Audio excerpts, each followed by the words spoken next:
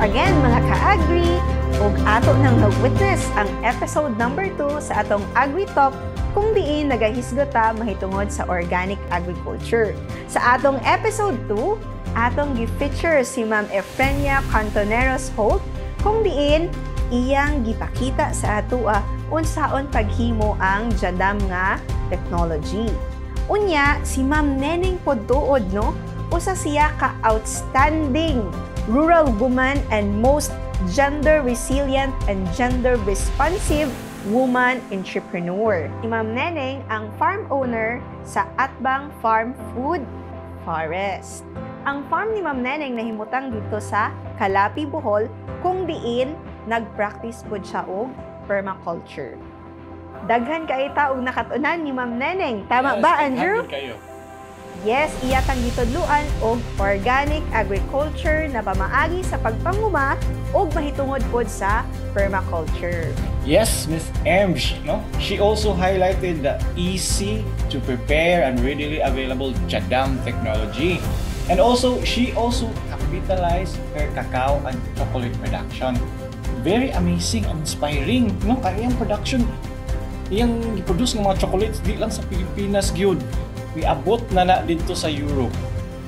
Usa pa ka-interesting fact sa atong speaker, kay siya ang first nga na-certify nga producer of chocolate through the PGS or Participatory Guarantee System.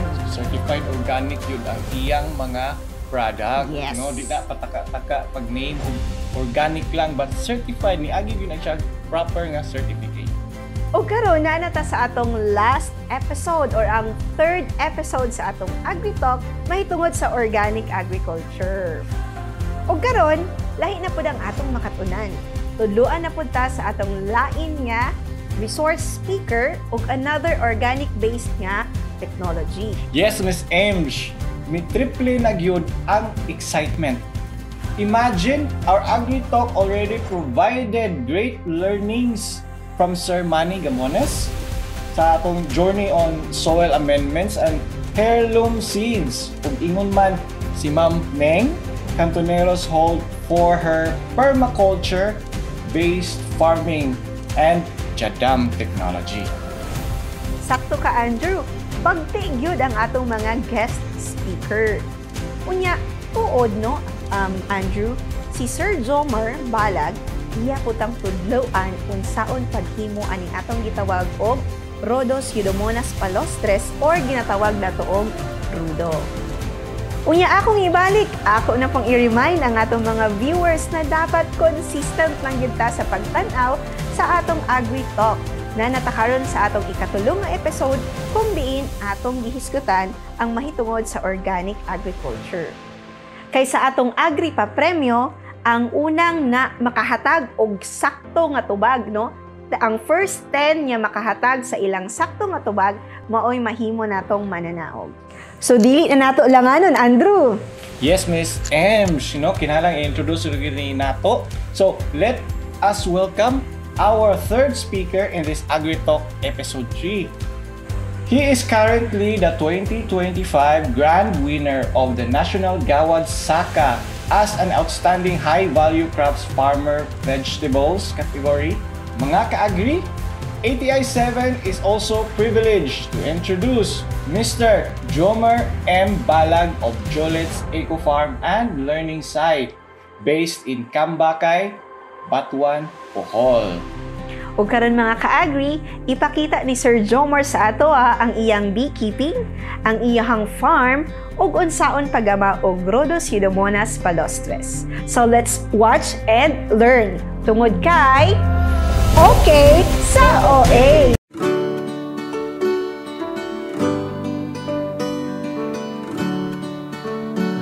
Hello, good afternoon. Ako di si Jomar M. Balag, taga Panglao ko. And karon naakaron sa Batuan, Barangay Cambacay, Batuan. And the owner of Julits Eco Garden Integrated Farm. So gitawag ni siya Julits, it's because of my name Jomar and my wife's name Lita. So it's a combination of my name and my wife's name. So dream come true nga nahimo jud namo ni nga farm since the beginning kami no nagkauyab ni. So mo din na mong dream nga we will have an organic certified farm in the province of Bohol. So dream come true nga naaling Juliet's Eco Garden. And na-establish ni siya since December 2010 with just 1 square meter pond. So duwa lang primero no. So lahi mong good ko kay muangay ko trial and error. So pagkita na ko nga mag-nice ni sa gamag fish pond. So naghimo ko fish pond for just 1 square meter pond. And then diha nga ang naobserbahan nga mas maayo yung nga na fish pond diri no. So mo tong sinugdanan at nga time. And later on, so nag-go into ornamental production ko and vegetable production. But before ko nag-start sa akong farm no, so allowed me to explain sa sinugdanan nganong nahimong Juliet's Eco Garden akong farm. So I am an agriculture graduate, major in integrated pest management. Graduated 2005. And then after that, dito ko kanang eskwela ko hinapon or Japanese to in Cebu for 7 months and then going to Japan for 3 years. So ang kuan to is technical intern trainee. And then himbalik ko diri 2008. It's because ang ako adyung kuan dream na ko nga maghimo jud og kanang farm, organic farm in the province of Bohol, particularly diri sa Cambacay, Batuan, Bohol. And pag uli na ko diri no, ako nakita nga kining yuta is kuan even if kanang bahaanan and dili siya productive no, ako nakita nga basta naa lang kay kakugi, passion, hard work, and determination nga mahimo nimo nang imuhang ipangandoy, so mabuhat na nimo. So pagsugod na ko ani, daghang kayo mga challenges nga ako ang nasugatan. So una, ang area is bahaanan. Ikaduha, kulang pa kaayong support no sa ako ang kanang mga relatives. Tungod kay ilang mga nakita nga dili siya possible kini nga area nga himuong farm. And then sa akong mga amigo, sa mga naglibot na to no. So kay mo lagi na to see is to believe man. So di sila mo believe kung wala sila makita nga kuan pamaagi. So a big challenge to nako pero continue gapon ko sa akong gibuhat no. Labi na gayud adto nga time is kanang kuan kanang sigig ulan nya maghimo ko og kanang plat kuan kaayo kanang lapo kaayo no. Pero ako nakita nga basta maayo lang ang mga management practices o imuhang mga pamaagi, so wala imposible sa tanan. And 2010 diha na nagsugod nga hinahinay na kog develop sa akong kanang kuan pagpanguma. And after sa fish pond nga akong gihimo, nag-expand ko, then go into vegetable production, ornamental production, stingless bee. So katong kang mga pollinators na to, and Asian Baxland turtles conservation and breeding, aquaponics, aquaculture, permaculture. We call it permaculture because in the farm we see to it nga ang ato ang production is permanent. So we always produce everything nga makonsumo usab sa farm. And because of the different challenges, na-encourage sinuon ko no nga mo proceed sa ato ang mga gimbuhaton diri sa kuan kanang pagpanguma. Tungod sa ako mga kanang nadunggan sa gawas nga ingon sila nga dili siya pwede nga kanang mag-farming ko diri sa maong gamay nga area. So it's all about 3,000 square meter farm and bahaanan pa siya no. Pero ato mong makita no productive jud kaayo. Tungod kay ako nag-integrate ang different technologies labi na gayud ang Rhodopseudomonas palustris sa bioenzymes nga dako kay tabang sa pagpanguma labi na gayud usa siya ka bioenzymes, organic liquid fertilizers, and to repel insects and kuan kanang makapawa usab og kanang baho sa fish pond nya gi-integrate po nato no ang different technologies, labi na gid ang mga fermented plant juice, fish amino acid, fermented fruit juice, calcium phosphate, indigenous microorganisms, and other concoctions and fermentation. So muna atong gibuhat diri. And sa ngadto atong nakita nga dako kay improvement no nga naman. Sa dihang nakita na sa kong mga mga amigo nako, mga kauban nga mga farmers nga posible di ay, so gi-replicate nila ang ato ang mga kanang gibuhat diri. Labi na gayud ang stingless bee kay wa mo na sila unaware sila ba nga unsay katabang sa bees ngadto sa atong pagpanguma. Nga wa sila kahibaw nga ang bees di ay usa nga makahatag og dugang production. Nga naman, if you have a colony of bees in your farm, it increase production 30 to 50% regarding the vegetables and fruits. But for the coconut, a maximum of 85%. So more pa jud no. Basta kay maayo lang pud ang mga pamaagi, mga management practices nga imong gibuhat. And then sa kanang mga kanang gitawag nato og concoctions and fermentations, basta muhaom lang no. Kay na may gitawag nato nga dili ta mo pataka og gamit no. Example, kanang fermented plant juice, dapat padahon na siya. So, muna iyang purpose. Ang fermented fruit juice, pabunga. So, pagpa-trigger nga, mas mudaghan ang bunga. So, ang calcium phosphate, good source of calcium and phosphorus. Ang indigenous microorganisms, good source of nitrogen. So, nga na. So, dapat makahibaw ka aron haom ang imuhang kanang gi-apply nga fertilizer. So, productive po siya. Kanang tungod sa atong gihimo, nahimo na siyang organic certified farm in the province of Bohol and learning site of Agricultural Training Institute. And by the way, ako lang iklaro nga when I start farming, medyo dili kanang lisod kaayo og kanang wala tay mga trainings and seminars. So bisan pag hands-on ko from the beginning, from elementary, high school, and college, hands-on man ko tungod kay nakahuman ko elementary and high school is because of farming. Kay we came from a very poor family at nga time. So, same magyapon, pobre gyapon tano pero dato ta og kasing-kasing, no? Kay tungod kay willing man ta mo share sa atong mga ideas. And tungod adto nga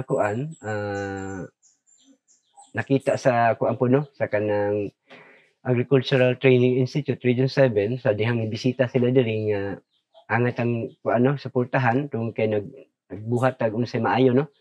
So dito ngadto na-improve atong farm tungod kay nadugang atong knowledge through trainings and seminars, technical aspects no, and also financial support. So tungod sa ETI Region 7 nahimong nagmalambuon pa nga ato ang pagpanguma. Labi na gayud nga usa sa ilahang programa is nagpalambo sa organikong pagpanguma.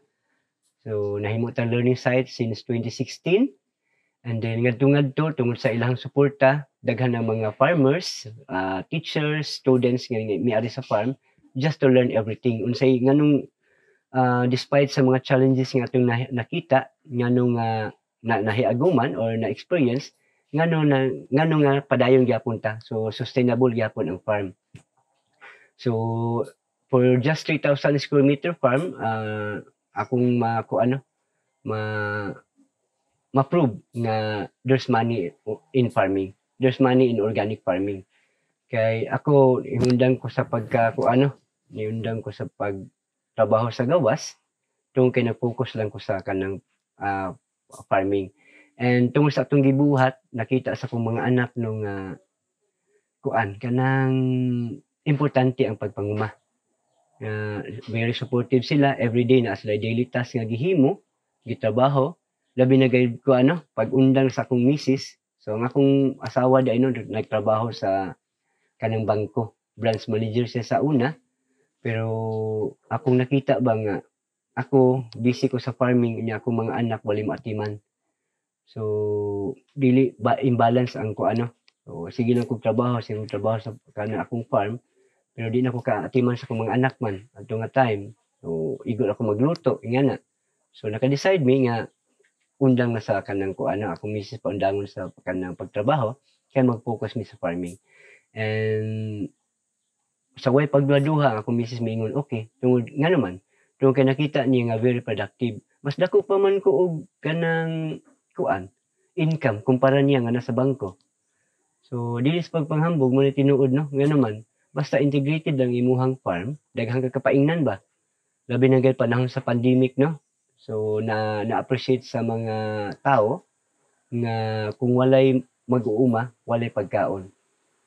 So dito nakita, dito na-enhance ba, dito nahatagan og value ang farmer. So sa pagkaron dili once you are a farmer, you are rich. Nga naman, na may pagkakuan, na may kapangwatahan ng pagpanguma. Pero dapat haom ang imuhang gibuhat.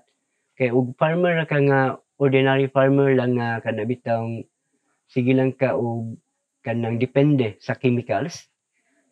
Wa gyapon ko ano permanente gyapon ka stable gyapon ka naa sa imuhang gitindugan kay kuan man sige lang ka gasto imong yuta sige po kadaot no and not good for the environment also. So diri sa ato ang farm dili lang kay hintabang ta sa mga estudyante pero kay nahimo man siyang immersion assessment venue. So grade 12 organic agriculture TBL students ani sa farm mag immersion just to learn unsay ato mga gipanghimo diri. So last 5 years nag-start ako og duha ka eskwelahan. Then later nagkadaghan and this year karong nga tuig mahimo na sing napo ka eskwelahan ang mo immersion diri sa farm. Ang naka-unique diri sa farm is once you enter Julits Eco Garden, you are part of the family of Julits, not the other people, not the other person. So mo nang makapil sila og kanang member of the family. Mo nang magbalik-balik gihapon no after immersion mo graduate sila college naa gyapon mo balik-balik gihapon sa farm. And we always accept on the job trainees coming from different universities. So ang sinugdanan nato diri is Bohol Island State University. And next is ang HNU and other schools.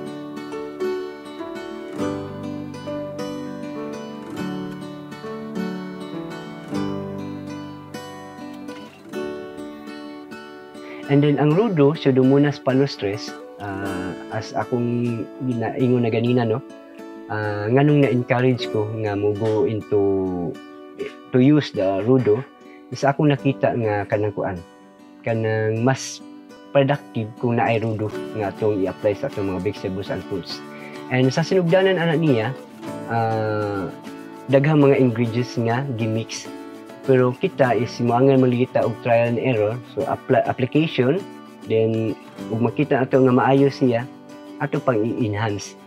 So ato ang kanang mga materials nga gihimo ag gigamit sa paghimo og rudo is ripe tomatoes, jackfruit seeds, native chicken eggs or duck eggs, and a little bit salt. So mao na siya. Sa previous nga mga kanang materials daghan pag sila gipang add on. Pero ang nakuha is kanang farmer based. So affordable sa farmer. So mga lata ang mga kamatis pwede na gamiton. Nya same lang gyapon ang kuan niya kanang effectivity. So bisan pa og gikuha natong ubang ingredients, mahal man gud ubang ingredients sa sinugdanan no. Ang paghimo og rudo is mahal. So dili siya pang farmer based jud siya. Pero ato adiri pangitaan atong paagi nga farmer based mo nga baratuhon nga mga kuan or kanang naa sa atong community ang atong gipanghimo. So unsa may naa sa kamatis nga nang mao man ni akong main nga kanang ingredients paghimo og rudo is ang naa sa kamatis is nitrogen, phosphorus, potassium. Ang naa sa jackfruit seeds is same lang gihapon no, nitrogen, phosphorus, potassium and other micro nutrients. So muna naa diha sa kanang jackfruit seeds. Unsa may naa sa itlog, labi na sa native eggs or sa duck eggs, daghan na siya og microorganisms and calcium and phosphorus and other microelements. Mo nang usa na sa atong gigamit kay organic ba atong gipakadak-an, di ba? Mo nga dili ta mo gamit og ingredients nga dili organic. So salt, so gigamit atong gidugangan og salt gamay, unsa may naa niya, di ba, sodium and chlorine. So ug imo na siyang ikuan is a complete fertilizer, complete liquid fertilizers. So based on my experience, based on my kanang tungki ako man sa gigamit sa farming, so very productive siya. Labay din gayud sa rice and vegetables. Basta nakahibaw lang ka og pila rate nga imong i-apply. So pila ratio sa rudo and sa tubig. So usually ang ako is gigamit nako is same na sa mga concoctions and fermentation. So regarding sa concoctions, is the base nga pamaagi, ako po nakita nga kuan jud siya, very productive jud siya. And nice kay siya ang result. So 2 tablespoon, 2 ka kutsara sa usa ka litro nga tubig. So dapat unchlorinated water. Kay og chlorinated water nga atong gamiton, mamatay ang mga microorganisms. So mo nang unchlorinated water. So may atong gamiton nga i-mix nga to sa rodo. So 2 tablespoon per liter of water. Muna atong i-spray or ato asang ihuwad dalago sa punuan sa ato ang humay and sa ato ang kanang mga vegetables and fruits. Pero sa prutas nako no katong mga dagko na nga mga prutas, pure siya. So wala na ko gimixan og tubig. Tungod kay mga dagko na magpunuan, so mas nakinahanglan po siya og very potent nga kanang concentration, very potent nga rudo. So no need na butangan og tubig. So ug mo bisita mo diri sa farm, makita ninyo ang kanang result nga product sa rudo sa Dumunas Palastress ang kuan diri. And I'm very thankful sa kuan jud sa Agricultural Training Institute tungod kay dili mahimong Julits Eco Garden Integrated Farm kung wala ang ilang support. Kay hinay kaayo ang development kung wala mag-uban ang technology through series of trainings and seminars. So diha na ko nakuha bisan pag kanang gahanson ako, pero dili mas mapadali ang imuhang kahibalo kung walay mga trainings and seminars. Labi na gayud ang kanang value adding. So puhon-puhon nanatay anesthestor ani. Nakuha no, gamay na lay kuwang no. Gamay na lay kuwang sa mag-production na tapuhon-puhon sa kana sa tuang ato i-display sa anesthestor and sa mga nanapod tay oyster mushroom production puhon.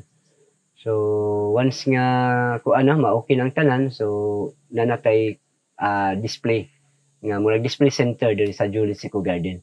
And also gasid banking ta diri sa farm no. So katong mga seeds nga good quality ato na siyang gipadaghan, plant harvest, seed banking, plant harvest and seed banking. So nanatay mga 35 ka mga vegetable seeds nga na collect. So ato is kung naay gusto mo paliwat, lahi mo guni ako adali more on free. So mo paliwat ala. Ani nga na good mo nang ang blessing na apo kanunay magkuan matuyok ra no. Nga na man na siya. So tinabangay dili ta magkuan kanang pagka crab mentality bitaw. So angay ato na nang wadon kun dili atong buhaton is mo tinabangay ta aron once nga mo success ang usa mabitad na pud ang uban. So nga na la. Regarding sa mga awards and recognitions nga nakuha nato no. Okay, sa sinugdanan nagsugod ata sa gitawag og Faith Hope Charity Garden. So faith which means food always in the home, charity means chicken always ready in the yard, and hope means herbal organic plant enhancement. So mo ato ang first nga nakuha nga award or recognition coming from the provincial government of Bohol. And then pagkahuman adto apil na ta sa gitawag og Model Young Farmer of the Year for kaduha ko ni nakuha no kaduha ta na recognize. The third one is about farm family category. Kaduha po ta hindaog sa province. And the fourth one is kadtong nidaog po ta sa katong organic practitioner in the province of Bohol. And sa vegetables, high value crops. And then last year hindaog po ta sa hindaog na po ta balik sa organic, then high value crops. And as of now, latest karon no. So kita mo grand winner sa high value crops vegetables. And then tungod sa ato ang pagkahimo nga organic certified farm in the province of Bohol, no? So mas hindaghan pa ang mga practitioner nga nag-involve into organic agriculture production. Kung kailan mo nakita nga kuan kanang once you will do into an organic way of farming, mas dako og income. Kaya nga naman gamay ra man ka gastos and mas makapamahal po ka sa imong mga produkto. And dili lang kay kana lang, no, kun dili nakatabang ka sa imong kinaiyahan, na may gitawag og kuan god equal share. So ni gitawag og kana bitang ang atong gibuhat is not only for the people but for the environment. So caring for the environment, caring for the people. So wala siya. Tungod sa stingless beekeeping nga gihimo nato diri, hindaog pud ta sa Region 7 sa small animal research category. Tungod kay ang bees nasud naman sa livestock program. Yan na. And also with the program, with the organic farm management practices nga itong gihimo diri, nani mga foreign volunteers nga may-ari lang sa farm, no? Aron lang maka-learn unsa gihimo nato diri. So usually from Europe, France, German, Argentina, USA, and other European countries nga naka volunteer diri sa farm. And tungod pud sa tungod sa ato ang gipanghimo diri nga being an organic certified, so different mga hotels and accommodations, no, ubang mga hotels and accommodations nga mga owner, so diri na mga owner sa farm before mo go to Chocolate Hills. Mohapit sila diri aron diri maniudto magpaluto lang tungod sa atong pagkaon nga organic. Diri sa farm midawat ta og kuan kanang homestay. So if you want to experience unsay naa sa Julits Eco Garden, if you want to experience nganong naingon ani nga farm, so you can stay in the farm for a month or a year. So depending on you, no, nga gusto mo stay sa farm. So naatay mga room accommodation diri, very affordable kaayo siya, no. And kung gusto pa mo experience nga mo stay og unique nga accommodation, so natay gitawag og camping tent.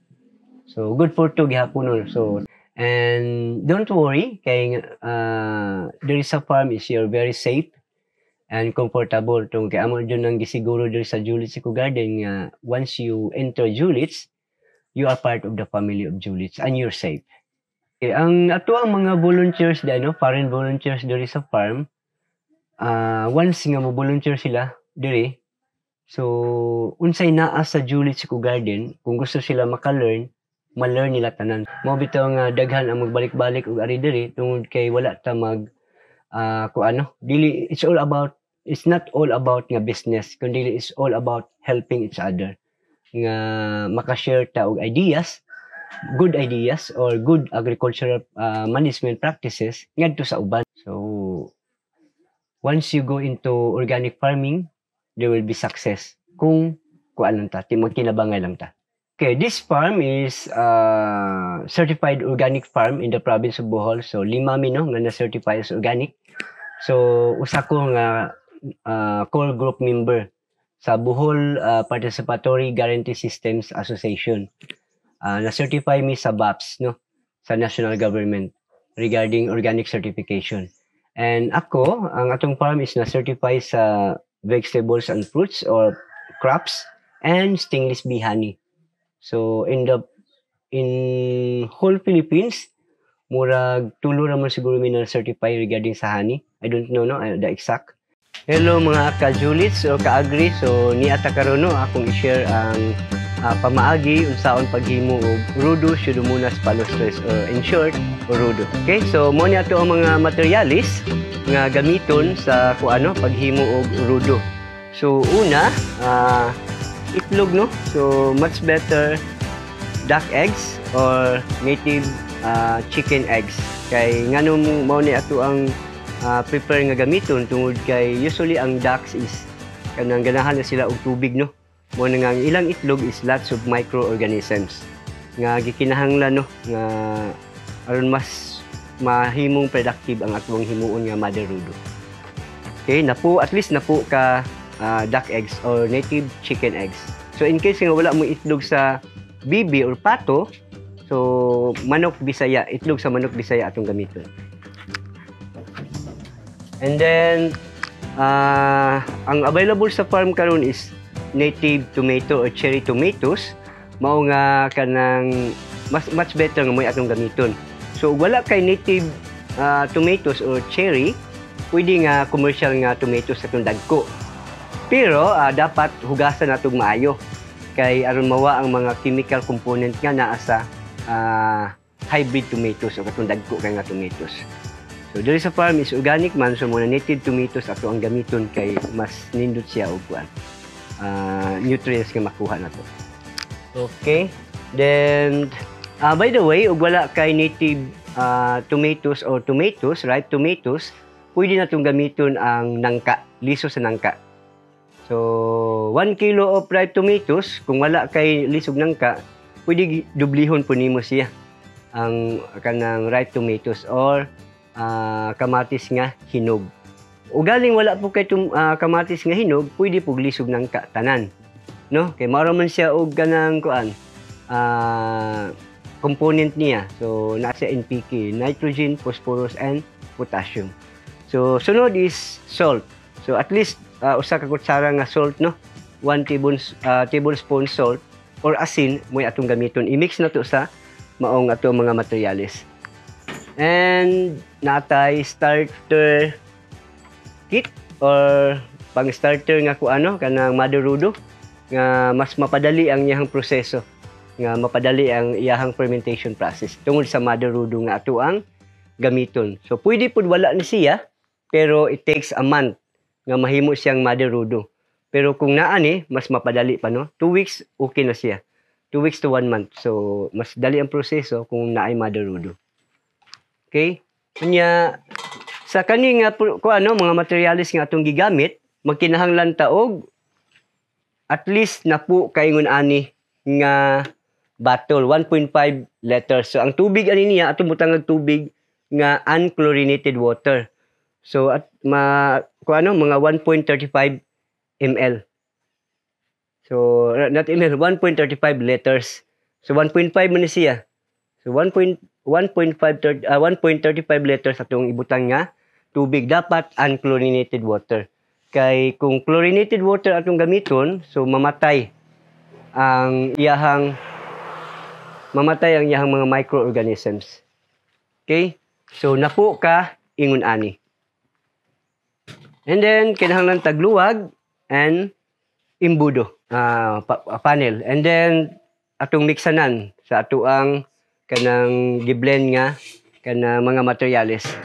And of course, blender. So magkinahanglan tag blender no. So very simple ang pamaagi niya unsang paghimo. So ato ang i-mix tanang mga ingredients no. Ato i-blend sa blender nato. And then we can use the 1.5 liters of unchlorinated water para sa mixing. Kay og kani atong gamiton og diretso og mixing sa pagblend ay so mabaho ang blender. So mao nga tubig sa atong gamiton. So magkinahanglan magyapog tubig during mixing. So may atong ibutang dire sa blender. Tanang to gamay sa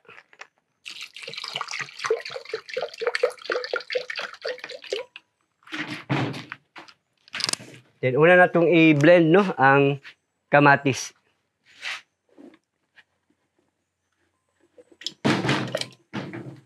So no need na nato i-slice kay kung ano man siya gagmay naman kaayo.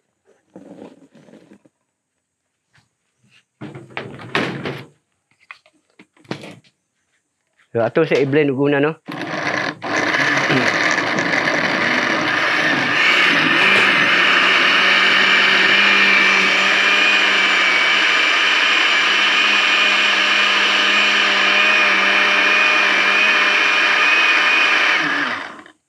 Okay. So atong ihuwad diri. Then atong isunod og blend ang kaning maong itlog no. Duck egg. So wala na ko hugasi. Mas may din na hugasan kay lots of microorganisms. So diretso ni siya anaon lang no.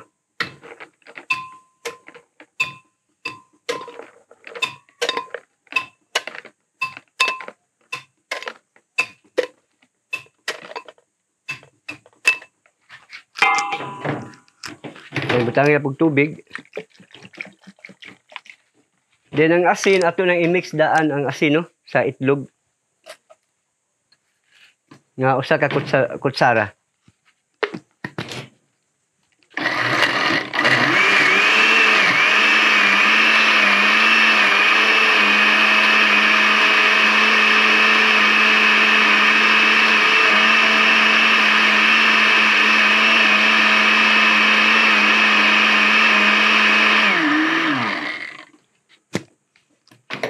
So, dali na kayo no. Natong linuan kaya ron di masayang. So giapil na to ang bagal sa itlog pag blend. Kay ang naa sa bagal sa itlog is calcium and phosphorus. Okay? Yato na ning iyabon ang kuano usa ka 1.5 liters nga tubig. And then i-mix na to ang 1.5 liters nga Mother Rudo.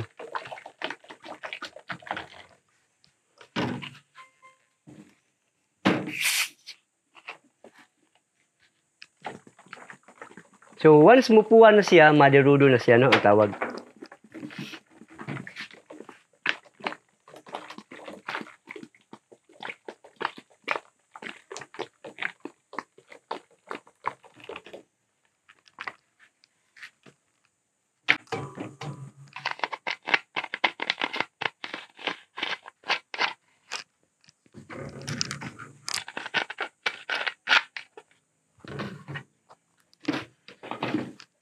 So ato ni siyang karaon.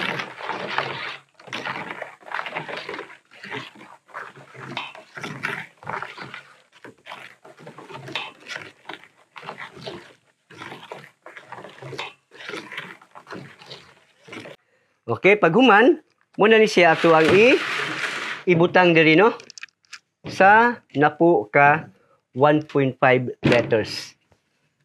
Nga sudlanan no. Pero na siya tubig nga 1.35 liters.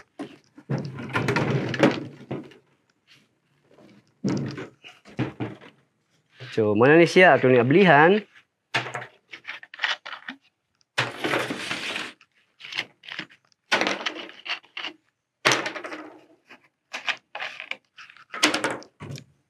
So, kaning mga ato ang gi-blend, blended nga kamatis, itlog ug bibi or itlog ug pato or itlog ug kanang native chicken nga manok Bisaya, may atong ibutang diri. Atong puno ni siya no. So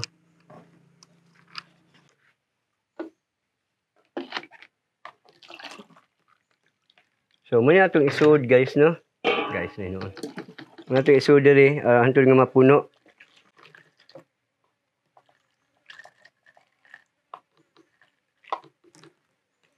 So anaerobic man ni siya, munang ato ang kuhaan og hangin. Para sa dili pa ato sa ni sa i-shake og una.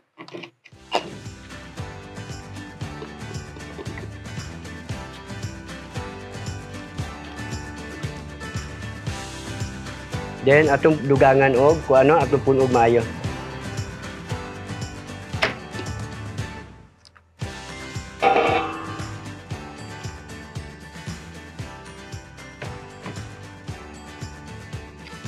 Ito sa pisliton gamay aron wala na hangin makasud. Wala na hangin sa sulod. So pisliton ato gamay igo po siya mo kuano. Then sila daan. So shake na to 7 times. Then pagkahuman ani niya, ato ni siyang ibuwad sa init sa adlaw, full sunlight for 2 weeks to 1 month. Pero every day ato i-shake og 7 times every day. Until nga mapuwa siya. So pagkakaroon di ba dili pa siya pula. So makita ninyo nga pula na, that's the time nga ready for application. So ready for as Mother Rudo. So same lang ako mo gihapon atong buhaton ni tanan. Sing anak lang gihapon.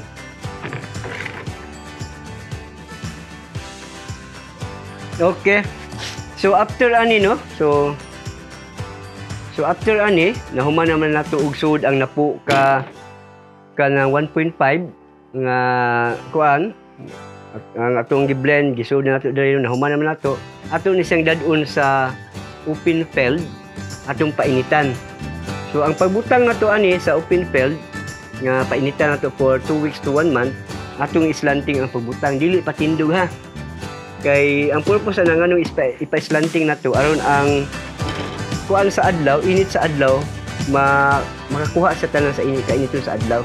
Kay wingana ra god usually uban diri ra pod ug ang adlaw ana diri ra poy mainitan. So mas maayo islanting. So mo na kuan mas nakanindot og islanting no. So ato ni siyang ibutang sa lugar nga direct sunlight. Okay, daghan naman tag na share no ng mga ideas. So manghinaot ko no nga daghan pa mga organic farmer nga mo go into organic agriculture production. Kay aron daghan pud ta nga kanang kuano kanang nag-care sa kinaiyahan, nag-care sa atong pamilya. Kay once you will become an organic, once you promote organic, of course ang ato ang lifestyle, ang ato ang lifespan pud mo organic pud no, bud pasabot sustainable ba nga taas-taas pud. So gusto ka nga taas og kinabuhi, so go into organic farming. And also dapat yun no atong pagkadak-an ang organikong pagpanguma tungod kay naa diha ang kalambuan. So naa diha ang sustainability, naa diha ang income, naa diha ang kaharuhay sa pagpuyo. So ako mang makaprove ko sa akong kaugalingon tungod kay sa una nga gasigog pa kog trabaho no bisa pag didto ko sa Japan. So ako nakita jud nga lahi ra jud kaayo. Kay naara ka sa imong farm, na makauban nimo imong pamilya, kauban nimo imong mga amigo amiga, kauban nimo imong relatives, ikauban pa nimo ang imuhang mga binuhi no. Malipay pa ka kay inigawas nimo, makakaon ka og healthy nga pagkaon organic. So ako wala ko magmain sa akong kaugalingon nga ko ano akong gimain is ang ako ang mga anak nga puhon-puhon nga masunod nila ang unsay akong na-start. Unsay ako ang nasugdan nga estilo sa pagpanguma. So hoping ang tanan nga makasabot and masabtan nila nganong kinahanglan nga mag-go into organic farming ta. Kay wala joy mo asinso sa chemical farming sa pagkatinuod lang. Sige lang ka gasto. Ang uban paki-spray sa sagbot, pesticides, spray sa peste, fungicide, daghang mga side by side no nga gipanggamit niya. Sige la gasto niya usa mong gud sa kuan sa kuano sa farmer karon walay record keeping. So wala sila mag-record ba, una nila nga dako kaayo og kanang gasto kanang abot, pero ang ugila ang nag-record keeping pa sila mas kuan pa di ay deficient pa.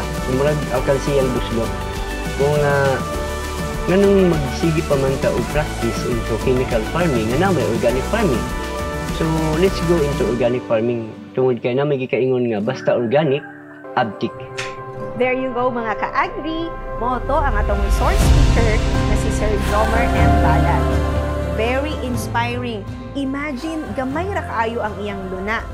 Pero dili day babag nga gamay lang nimong farm para mamahimo kang outstanding farmer. Iyang gipakita sa atoa ang iyang beekeeping, ang iyang farm nga bisan gamay puno gyud siya og tanom. Apil sad og mga kahayupan. Gitudluan po ta ni Sir Jomer unsaon paggama og rudo.